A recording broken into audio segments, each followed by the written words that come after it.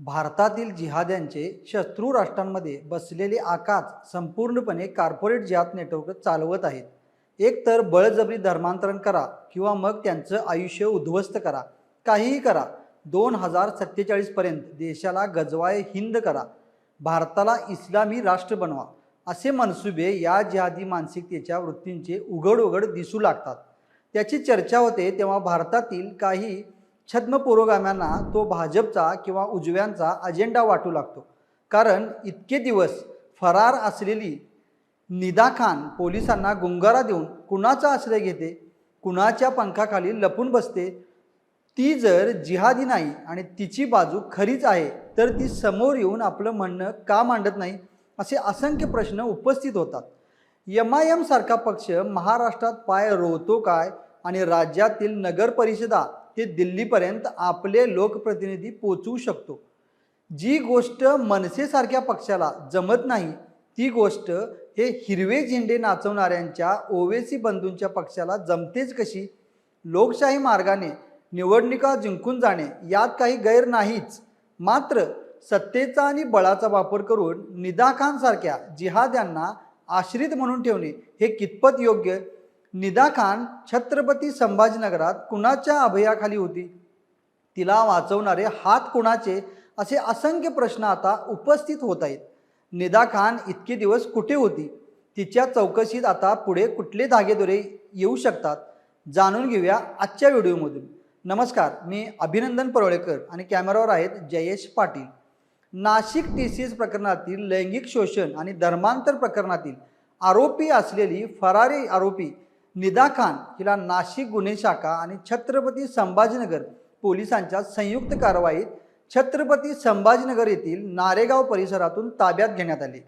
MIMचे नगरसेवक मतीन पटेल यांनी तिला आसरा दिल्याचा आरोप आहे. गेले 5 दिवस ती या परिसरात होती. याबाबत नाशिक पोलिसांनी मतीन पटेल यांना नोटीस देखील बजावली आहे. नाशिकची निदा खान ही महिला मुंबईला जात नाही, ठाण्यात जात नाही, मालेगावला जात नाही, छत्रपती संभाजीनगरलाच कशी येते? नारेगाव परिसर ज्यांनी पाहायला आहे त्यांना तो परिसर कसा आहे हे माहीत आहे, असा जाब मंत्री संजय शिरसाट यांनी विचारला आहे. जिथे निदा खान सापडली तिथे तिच्यासह तिची आई आणि मावशी होती. निदा खान राहत असलेले घर ही MIMच्या एका नगरसेवकाचा असल्याचा दावा केला जातोय. मुंब्रा को हरा कर देंगे म्हणणारी सहरशेख असो वा कॉर्पोरेट जिहाद करणारी निदा खान असो, MIMचे नेते इम्तियाज जलील अशा ठिकाणी आपला अजेंडा रेटण्यासाठी बरोबर वेळ साधतात. यापूर्वी त्यांनी नाशिकला जाऊन निदा खानची पाठराखण केली होती. इतक्या महत्त्वाच्या प्रकरणातील आरोपी जेव्हा फरार घोषित होतो त्यावेळीच त्याला लपवणे हा देखील एक गुन्हा आहे. हा गुन्हा निदा खानला लपवणाऱ्यांवर हा गुन्हा का लावू नये? पोलिसांनी त्यांना सहआरोपी का करू नये असा प्रश्न उपस्थित राहतो. भाजप आमदार गोपीचंद पडळकर यांनीही जलील यांच्या विरोधात पोलीस कारवाईची मागणी केली आहे. या सर्व प्रकरणात इम्तियाज जलील यांची भूमिका तपासावी अशी मागणी त्यांनी नाशिक पोलिसांकडे केली आहे. निदाला पैसे कोण पुरवत होतं? जलील यांना तिने फोन केला होता का? CDR तपासायला हवेत अशी मागणी नितेश राणे यांनीही केली आहे. सुरुवातीला निदा खान काही काळ मुंब्रा भागात लपून होती, त्यानंतर ती छत्रपती संभाजीनगरला गेली अशी सुद्धा माहिती आता समोर येत आहे. निदाला दिनांक 8 मे रोजी नाशिक रोड न्यायालयात हजर करण्यात आले होते. तिला 4 दिवसांची पोलीस कोठडी सुनावण्यात आली. या प्रकरणाचे गांभीर्य आणि सुरक्षेच्या दृष्टीने ही सुनावणी इन कॅमेरा पार पडली.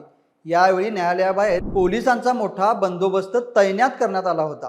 सरकारी पक्षाच्या वतीने विशेष सरकारी वकील अजय मिसर यांनी युक्तिवाद करताना पोलीस कोठडीची मागणी केली, तर निदा खानची बाजू ॲडव्होकेट राहुल कासरीवाल व ॲडव्होकेट बाबा सय्यद यांनी मांडली. निदा खान गर्भवती असल्याने तिला जामीन देण्याची मागणी करण्यात आली होती, मात्र न्यायालयाने ती अमान्य करत पोलीस कोठडी सुनावली. संशयित आरोपी निदा खान हिला तिच्या कुटुंबासह छत्रपती संभाजीनगर येथे आश्रय देणाऱ्या नगरसेवक मतीन पटेल यालाही या गुन्ह्यात आरोपी करण्यात आले आहे. कायदेशीर प्रक्रियेत अडथळा आणणाऱ्या आणि आरोपींना मदत करणाऱ्या प्रत्येकावर कडक कारवाई केली जाईल अशी माहिती पोलीस आयुक्त संदीप कर्णिक यांनी दिली आहे. निदावर कोणते आरोप आहेत हेही पाहू. निदान पीडित हिंदू तरुणीला संशयित आरोपी दानिश शेख याने TCS कंपनीत नोकरी लावण्याचे आमिष दाखवले।